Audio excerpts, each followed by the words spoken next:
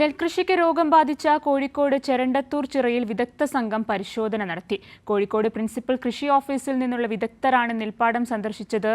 300 ഏക്കറോളം നെൽകൃഷിക്കാണ് blast virus രോഗബാധയുണ്ടായത്. വിത്ത് വഴിയാണ് രോഗബാധ കൃഷിയിടത്തിലെത്തിയതെന്നാണ് പ്രാഥമിക നിഗമനം. കേരള കാർഷിക സർവകലാശാല, കേന്ദ്ര സീഡ് കോർപ്പറേഷൻ എന്നിവിടങ്ങളിൽ നിന്നാണ് കർഷകർ വിത്ത് വാങ്ങിയത്. ഉമ ഇനത്തിൽപ്പെടുന്ന വിത്താണ് പ്രധാനമായും ചിരണ്ടത്തൂർ ചിറയിൽ കൃഷിക്ക് ഉപയോഗിച്ചത്. വിളവ് കൂടുതലായി ലഭിക്കുന്നതിനാലാണ് ഇത് കർഷകർ തെരഞ്ഞെടുത്തത്. വിത്ത് മാറ്റി കൃഷി ചെയ്യാൻ ഉദ്യോഗസ്ഥർ നിർദ്ദേശം നൽകി. പൗർണമി വിത്ത് ഉപയോഗിച്ചും ഇവിടെ കൃഷി ഇറക്കിയിട്ടുണ്ട്. 2 കൃഷിയിടങ്ങളും വിദഗ്ധ സംഘം പരിശോധിച്ചു. ഇവിടെ രോഗബാധ താരതമ്യേന കുറവാണ്. നെൽകൃഷി നശിച്ച കർഷകർക്ക് ഇൻഷുറൻസ് തുക ലഭ്യമാക്കാൻ നടപടി സ്വീകരിക്കുമെന്ന് ഉദ്യോഗസ്ഥർ അറിയിച്ചു.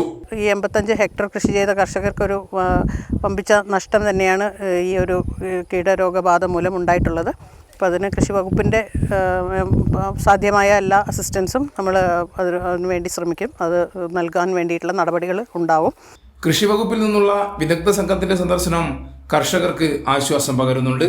ബ്ലാസ്ക്, കൊലവാട്ടം, ചായ്, ഫംഗസുകൾ ഇതൊക്കെ ഉണ്ടെന്നാണ് ഇപ്പോൾ അവർ കൃഷി ഓഫീസർമാരിൽ നമുക്ക് മനസ്സിലാക്കാൻ സാധിച്ചത്. നമ്മുടെ കൃഷി ഓഫീസർമാർ നിർദ്ദേശിക്കുന്ന ഇനി അടുത്ത കാലത്തെങ്കിലും ഈ രോഗങ്ങൾ വരാതിരിക്കാൻ വേണ്ടി അവർ നിർദ്ദേശിക്കുന്ന പല മരുന്നുകളും ഉപയോഗിച്ച് നമുക്കിത് ചെയ്യാനും അടുത്ത കാലത്ത് ഇത് ഇല്ലാതിരിക്കാനും വേണ്ടിയുള്ള നിർദ്ദേശങ്ങൾ അവർ തന്നിട്ടുണ്ട്.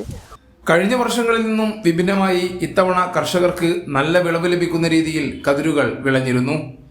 ഈ ഘട്ടത്തിലാണ് ബ്ലാസ്റ്റ് രോഗബാധ വ്യാപകമായി പിടികൂടി കൃഷി നശിപ്പിച്ചത്. കൈരളി ന്യൂസ്, കോഴിക്കോട്.